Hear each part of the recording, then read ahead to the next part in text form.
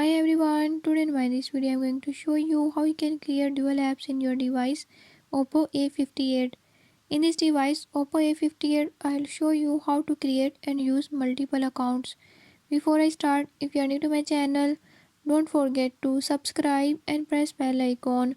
Watch complete video and learn how you can do it. Let's watch the video.